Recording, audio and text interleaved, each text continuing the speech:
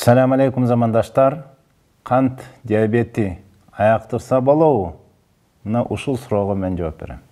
Бул илдет менен бүгүнкү күнү 180ден ашык бейтап оору деп айтылат.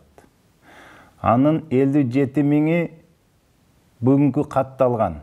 Болбосо латенттик билинбей жүрүп бун менен ооруп аткандардын да өтө көп деп айтылат. Мына бүгүнкү пандемияда барып өпкөсүн тартам дегендердин арасынан рак оорулар, туберкулез, ошонун ичине кант диабет оорулары жогору экенин көргүзүп, ошо латент билинбей жүргөн оорулар көп экени билинип атат. Бул кант диабетинин эки түрү болот деп айтылат. Бири инсулинге байланган, болбосо инсулинге байланбаган түрү деп экиге бөлүнөт. Бул кант диабетинде, бул канда, адамдын канында глюкозанын жогорулашы деп айтылат. Бул илдет менен ким жабыркайт?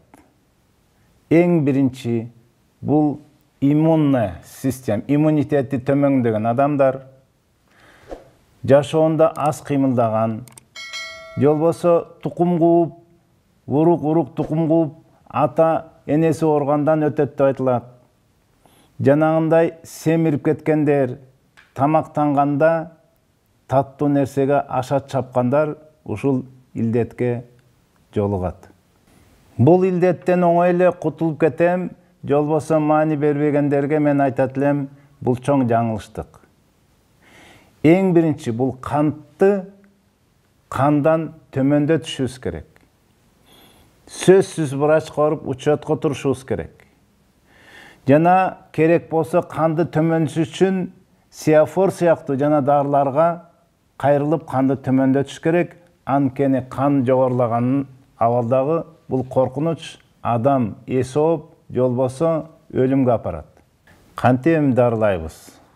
Кимде ким бул дарттан оңой эле кутулуп кетем же маани бербесе, мен айтат элем, ал жаңылат. Эндокринолог ким болбосун врачтар алып учетко туруп, ал көзөмөлгө алынышы керек. Эң биринчи канындагы сахар глюкозаны төмөндөтүп, төмөнкү абалга алып келбесе, жогорулаган абалда адам эз үчүн жоготуп, болбосо өлүмгө чейин келет. Өлүм алып келет.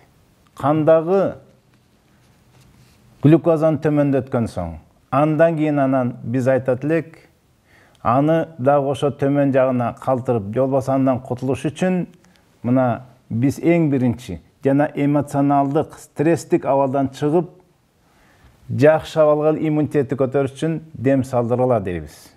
Дем, Куран окуу дем менен кандын, бул кандагы канттын глюкозанын түшкөнүн байкап келатабыз. Андан тышкары бизде пакет биринчи деген бар. Мына ушул пакет, иммунитетти көтөрө турган пакет, өзгөчө бул сенна мекка. Ичкенде ашказанды тазалап, иммунитетти көтөрүп, адамды ошол жанагы иштебеген уйку безин ишке алып келет деп айтылат. Жана дагы хелба деген бизде пайгамбарыбыз сүннөтүнөн келген дарыны, аны өзүнүн эрежеси менен ар дайым ичип турса, канттан кутулуп калгандар көп.